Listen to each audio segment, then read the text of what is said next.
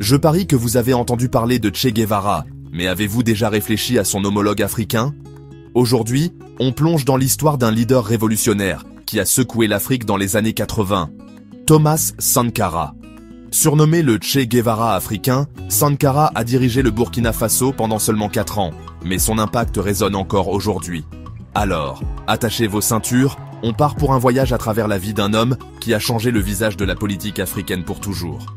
Thomas Sankara est né en 1949 dans ce qui était alors la Haute-Volta, une colonie française. Et devinez quoi? Dès son plus jeune âge, il a été exposé aux idées révolutionnaires. Mais c'est à l'école militaire que Sankara a vraiment commencé à forger ses idées politiques. Pendant ses études militaires à Madagascar, Sankara a été témoin de l'insurrection populaire de 1972.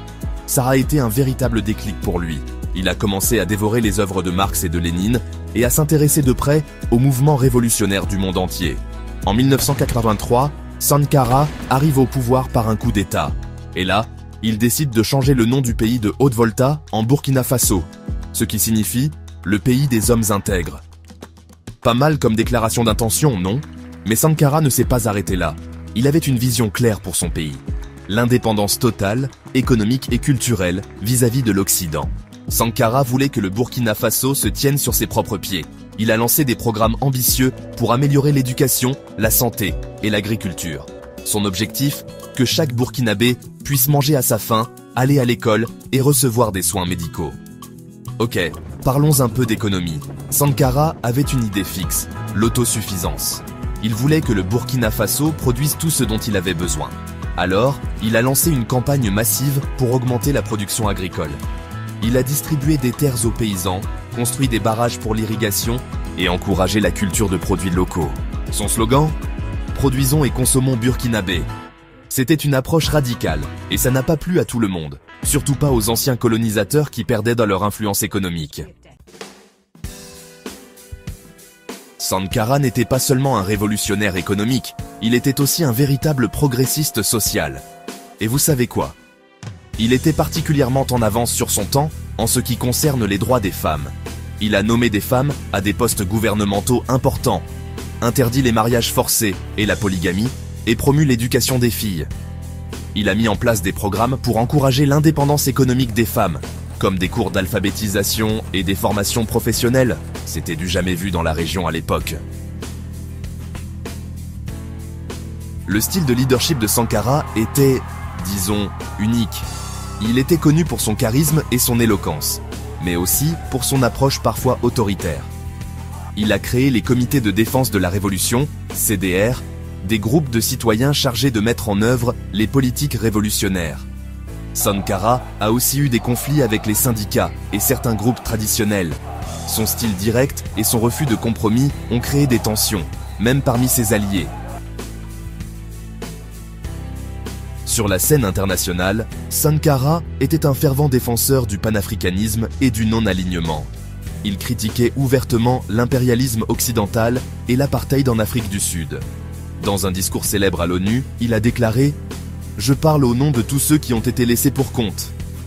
Sankara a aussi pris des mesures radicales concernant la dette extérieure. Il a refusé de payer les dettes coloniales et a appelé les autres pays africains à faire de même. Malheureusement, le règne de Sankara a été de courte durée. Le 15 octobre 1987, il a été assassiné lors d'un coup d'État dirigé par son ancien ami et collègue Blaise Compaoré. Les circonstances exactes de sa mort sont restées floues pendant des années, alimentant toutes sortes de théories du complot.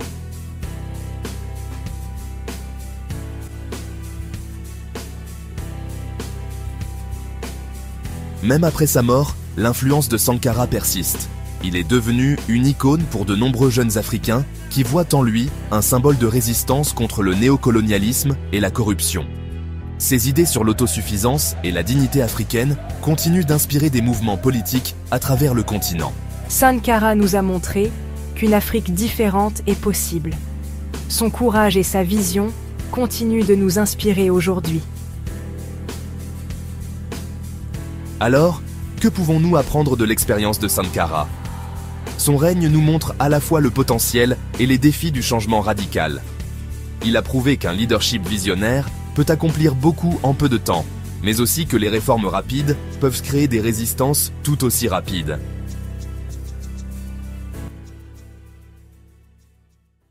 Même après sa mort, l'influence de Sankara persiste. Il est devenu une icône pour de nombreux jeunes Africains qui voient en lui un symbole de résistance contre le néocolonialisme et la corruption. Ses idées sur l'autosuffisance et la dignité africaine continuent d'inspirer des mouvements politiques à travers le continent. Alors, que pouvons-nous apprendre de l'expérience de Sankara? Son règne nous montre à la fois le potentiel et les défis du changement radical.